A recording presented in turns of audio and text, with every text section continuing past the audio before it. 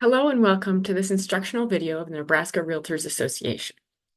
My name is Ann Post. I'm an attorney with Rumboldt Ludtke Law Firm, and I serve as General Counsel for the Nebraska Realtors Association. This training video is regarding recent updates to the Form Buyer's Agency Agreement of the Nebraska Realtors Association, and specifically the Restricted Buyer's Agency Agreement. First, as we get started, let me provide some context. This is an instructional video regarding recent updates to the form agreement. Neither this video or the form constitute legal advice. Should there be any questions regarding the form and its fit for any particular transaction, please seek individualized legal advice to ensure that any contract terms are completely reflective of the terms of the transaction and meet the needs of all parties involved. With that, let's start a review of the Restricted Buyer's Agency Form Agreement of the Nebraska Realtors Association. First, I want to start by acknowledging that this is the Restricted Buyer's Agency Agreement as opposed to the Exclusive Buyer's Agency Agreement. The Exclusive Buyer's Agency Agreement is intended to be utilized where the agent will be the only agent utilized by a buyer when they're searching for a property.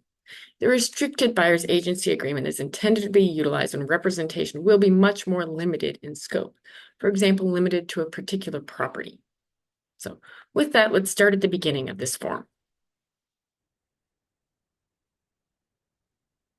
The first revision that we want to acknowledge is the inclusion of this acknowledgement right at the beginning of the contract. This is the acknowledgement that realtor commissions are not set by law and are fully negotiable. As anyone that is watching this video knows, this has always been the case. However, with the revisions to the form, we wanted to bring this to the top of the agreement. So this is the first acknowledgement and the first term that greets a buyer when they begin review of the contract. So they are absolutely aware of the negotiable nature of any commission. Next, let's move down to the introductory paragraph of the agreement. This is our paragraph that outlines the parties to the agreement. You will note that we have the defined term for a buyer, for the brokerage itself, and then the individual agent. Finally, as we walk down the paragraph, we get to the last sentence where we have clarified that throughout the remainder of this agreement, together the brokerage and agent are both referred to as a realtor. And that is a definition that's then carried through the rest of the agreement. So we continue our way down the agreement. First, in clause 1 is where we really get to the heart of the difference between that exclusive and restricted buyer's agency agreement. In this paragraph, the buyer is authorizing the realtor to conduct negotiations on their behalf in search for a property to purchase. This paragraph is where we would state the characteristics of that limited representation. For example, if the buyer is engaging their realtor only to look at a certain neighborhood or in a particular property, it's where we would want to list that in these blanks under paragraph 1. For example, list the address of the property, the one property that buyer is engaging the realtor to assist them with and represent them in regards to. Next, let's move down to paragraph 2. That is the term of the agreement. Again, this is standard across all buyers' agency agreement and listing agreements. State law requires that any representation agreement include a specific term that is a specific beginning and expiration of the agreement. And finally, that moves us down to paragraph 3 regarding the exclusive representation. The intent of this paragraph is to give the buyer the opportunity to disclose to their agent if they do have any other representation agreements, if they're in any other neighborhoods for any other properties. The purpose of this paragraph is to ensure that the buyer's agent understands and stays within their scope of representation, and also so that the agent and the buyer can have a conversation to ensure that there is no overlap in commissions owed, to ensure that it doesn't end up at the end of a transaction where there's a situation either where the buyer doesn't feel they owe a commission or where the buyer is surprised by a responsibility for a double commission. So that's where it's essential for this paragraph 3 for the buyer and their agent to walk through if there are any other representation agreements out there and what the scope of those agreements are, so representations don't overlap. Next, that moves us down to paragraph 4, compensation. You'll note that as we walk through this agreement, what's essential for this paragraph is that it structures the compensation that the buyer's agent will be owed and when it will be owed. Specifically, that it states what that compensation will be, or specifically how it will be calculated. In this case, this agreement is structured with 4 options: A, B, C, and D. A is structured as a percentage of the gross sales price of the property purchased. B is structured as a fixed compensation, or generally a flat rate. C refers to any broker's administrative commission. And D, we have other, to provide maximum flexibility of this form for utilization of the members of the Nebraska Realtors Association. A note of caution as you contemplate using that paragraph D: please be sure that any compensation structure meets the requirements of Nebraska licensing law and also ethical obligations as a realtor. So to walk through exactly how to fill out this paragraph, if, for example, the realtor and the buyer have agreed to compensation as a percentage of the gross sales price of the property and a broker's administrative commission, first they would negotiate and agree exactly what that percentage and what that broker administrative commission would be, and they would fill those numbers in the blank in lines A and C. Next, they would move up to the body of paragraph 4, and in the blank listed there, they would write A and C to reflect that commission would be paid in accordance with both paragraphs A and C. So, to summarize and recap, once completed, paragraph 4, compensation, would read: buyer agrees to pay compensation to realtor for professional services rendered in the amount determined in accordance with paragraphs A and C below. And then A and C would have their numbers filled in what are currently blanks. One other note here is that this does state that compensation will be paid to realtor. I would note again that in this agreement, realtor refers to both the individual salesperson agent. It also refers to the brokerage. Now, this agreement does not change the requirements of state law. State law requires that that compensation is paid to the brokerage to then be paid out to the realtor. So that will continue to be followed and continue to be an obligation of real estate licensees in Nebraska under this agreement. So we've addressed the first half of paragraph 4. Let's move down to the next paragraph. The first sentence deals with when compensation will be payable. It states that compensation is payable upon the closing or purchase of the property. This is a requirement under state licensing law. Specifically, state licensing law requires compensation to only be paid upon termination of representation or upon the closing of purchase of a property. Therefore, this is structured to comply with state licensing law requirements. The next part of paragraph 4 deals with deemed compensation. This is structured to address a situation where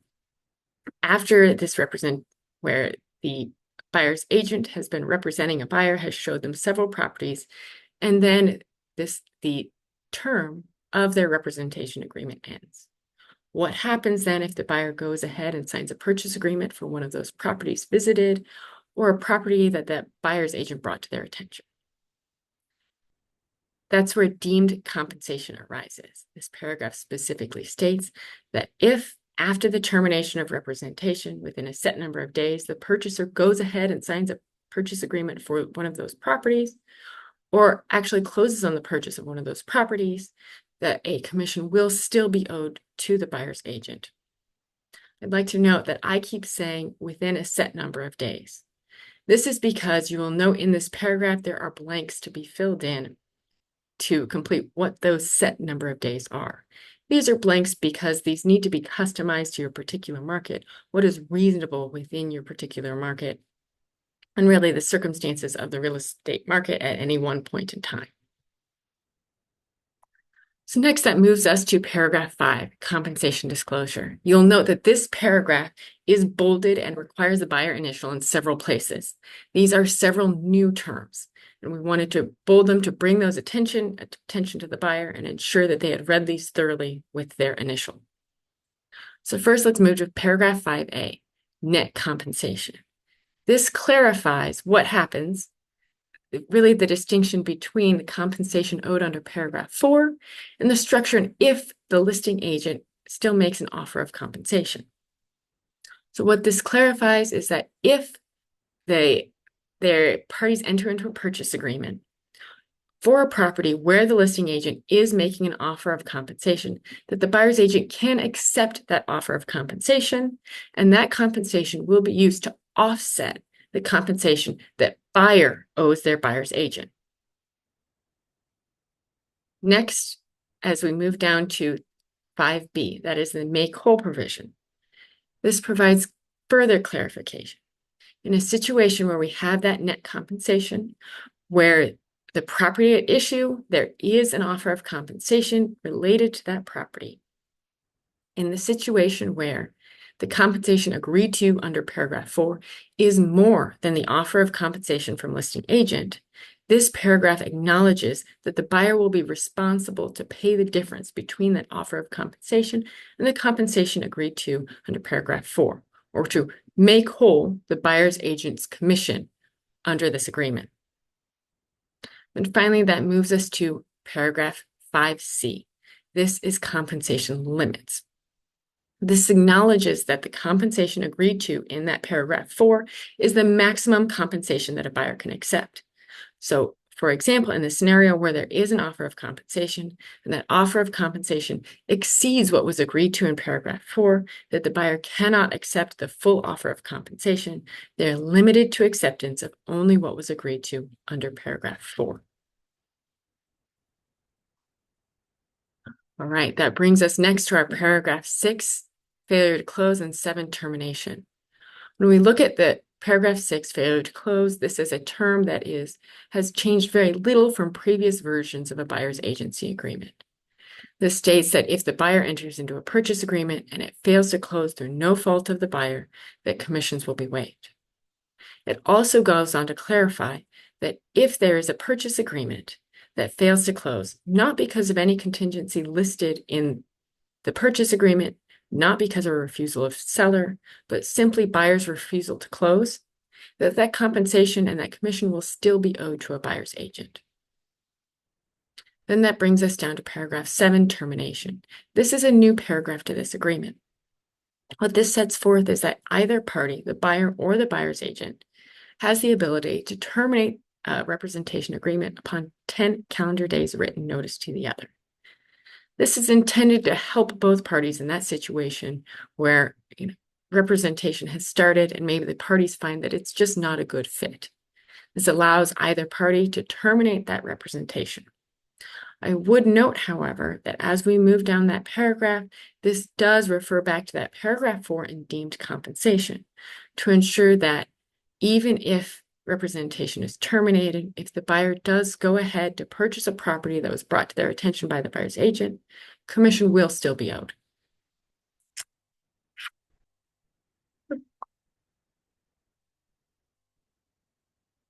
Finally, as we continue to walk down the agreement, the remaining terms of this restricted agency agreement are material the same as you've seen in previous forms of this agreement. So that includes our dual agency disclosure, which covers disclosures to the client if a dual agency situation arises, duties and obligations of a buyer's agent and a seller's agent, which are both terms required to be incorporated into the contract under state law. And then finally, other standard clauses regarding disclosure of motivation, providing an agreement, authorization to sign, and other standard clauses that have been the same and carried forth through different versions of this representation agreement. So that concludes our overview of the Nebraska Realtors Association Form Restricted Buyer's Agency Agreement. We really appreciate your time working through this video with us today. And it is both the privilege of the Nebraska Realtors Association and Rembolt Lidke to be able to provide these services and this training video for the members of the Nebraska Realtors Association.